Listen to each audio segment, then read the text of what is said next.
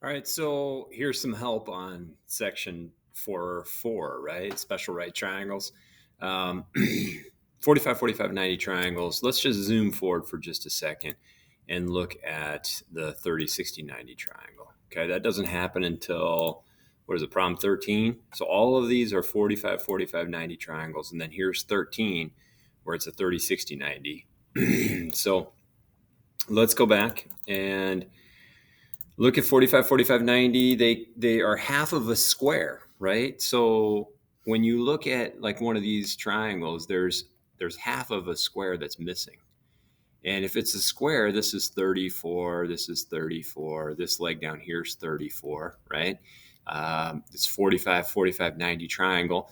To get from the leg to the hypotenuse, you got to multiply by the square root of 2. Why does that happen? Because x was what we didn't know, right? So setting up the Pythagorean theorem, x is the hypotenuse. We'd have two sides that are both 34s, two legs that are 34s. So that's 2 times 34 squared. Okay, then when you take the square root of both sides, you end up with the square root of 2 times 34 squared. The square root and the squared are inverses of each other. So they're going to undo each other, and we're going to have a 34 just without a squared and without a square root sign. So it's 34 square root of 2. All right, see how like going from the leg to the hypotenuse, we got to multiply by the square root of 2. All right, so these guys, like this one, 12 square root of 2. This guy down here is going to be 3 square root of 2. 3 square root of 2 times the square root of 2, right? So the square root of 2 times square root of 2 is just 2. So we end up with 3 times 2, or 6, okay?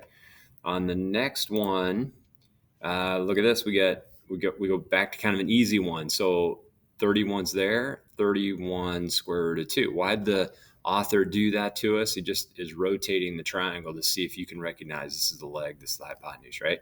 So here it is rotated in a different direction. Here it is with a little bit different information, like there's no 45s here. How do you know it's a 45, 45, 90 triangle? Because you got two equal legs, okay?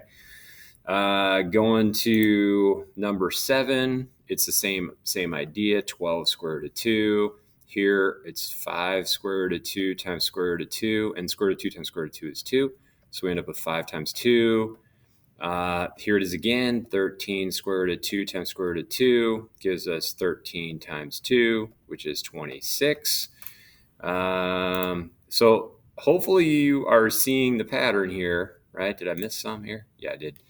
Okay. So how do you go from the hypotenuse back to the leg? Well, we've got to divide by the square root of 2.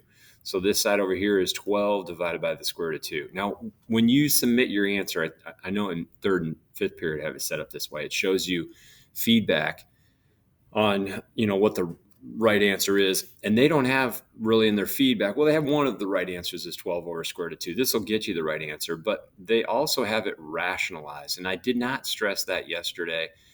I'll talk about it real quick here. Square root of 2 times square root of 2 is 2. The benefit of doing this is we get a much simpler looking answer. 6 square root of 2 looks better than 12 over square root of 2. So they call this a simplified exact answer. Simplified, and it's exact, okay? This one over here is an exact answer, okay? So that's why they took that answer as the correct answer. I'm glad they did. Some textbooks would say, no, this is wrong. You need to simplify over to this. Well, you don't have to. I mean, this is the right answer. And if somebody wanted a decimal approximation, they could just put this into Desmos, right? And then they have an approximation. And let me do that for you real quick. So I'm switching over to Desmos. And when I do 12 divided by the square root of 2, 12 divided by SQRT 2, I get 8 point, let's say you round to the tenths place. You say, okay, this is about, what did we say? 8.5. Okay, so 8.5. Hey, let me check and make sure 6 square root of 2 is the same thing. 6 SQRT 2. Oh, shoot, that didn't work. Why did it not work? 6 SQRT. So there it is. I must have missed something. So 6 square root of 2, yep, same answer, right? See that? Okay, now let's go back here. So we said you divide by the square root of 2, right? So 18 divided by the square root of 2. You try number 12. Now we're on to 30, 60, 90 triangles, right? So 30, 60, 90 triangles. From here to there, from the short leg to the hypotenuse, you got to multiply by 2. From the short leg to the long leg, you got to multiply by the square root of 3. So why does that happen? Well, we have half of an equilateral triangle this time, right? I hope you watched my video yesterday. This is a 60, 60, 60 triangle. So if this is y over here, and this whole side is y. So this part 3 is half of y, right? Half of y is equal to 3. So if I multiply both sides by 2, I get 2 times 3. That's why we're doubling it to get to this side right over here. That's 6. Now, if we do the Pythagorean theorem, we end up with 3 squared plus x squared equals 6 squared. I end up with 36 here. I have 9 plus x squared. I subtract 9 from both sides and I get 27. I take the square root of 27. That's the same thing as the square root of 9 times 3. That's the same thing as square root of 9 times the square root of 3. The square root of 9 is just plain 3. And then we've got the square root of 3 that has to stay underneath the square root sign. Hey, notice that?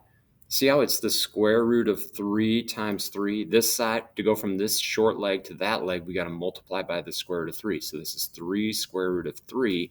That's our x value, 3 square root of 3. And then y was, I think, 6 long, right?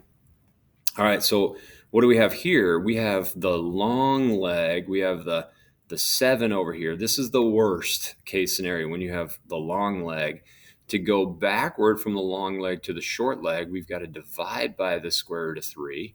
So we end up with 7 divided by the square root of 3. Then you got to multiply by 2 to get to the hypotenuse. So 2 times 7 over square root 3 gives me 14 over square root 3. Sometimes this multiplied by 2 on a fraction confuses people. They're like, hey, why are you just multiplying the numerator by 2? Why not the denominator by 2? Well, if I multiply the numerator and the denominator by 2, I haven't changed the value because I'm multiplying by something equivalent to 1. Let me put a 2 down here just so you can see it, okay? If I multiply by 2 over 2, that's the same thing as 1. So it would change the way it looks. It would be 14 over 2 square root of 3. But that's definitely not what we want to do. We want to double 7 over square root of 3. Doubling the numerator will double the fraction without doing anything to the denominator. It doubles the fraction by just doubling the numerator. Hey, I hope I made that clear. That's how today's homework or yesterday's homework works, at least for 30, 60, 90 triangles. Here's one. Let's just look at 17 real quick. If the 60-degree angle's down here, again, this is the long leg. Let me just put LL for long leg. To get to the short leg, we've got to divide by the square root of 3. So notice what happens when we divide by the square root of 3. These guys are going to divide out to 1, and we end up with a simple answer like 12 for x. Okay, to go from the short leg to the hypotenuse, you got to multiply by 2. That means that the y is 24, right? To go from the hypotenuse to the short leg, we got to divide by 2, right? So dividing by 2 gives me 9. To go from the short leg to the long leg, I multiply by the square root of 3. So x is 9 square root of 3, right? Whoo! I hope I made that clear. You know, you just watching me do those may not be, I know it's not, I'll guarantee it's not enough practice for you. So we're doing a spiral review today where we're going to review from section 1 through 4. Hopefully, if you're getting stuck on these guys, you can ask me some questions during class or ask a friend for help. All right, you can do it. I know you can. Thanks for watching my video.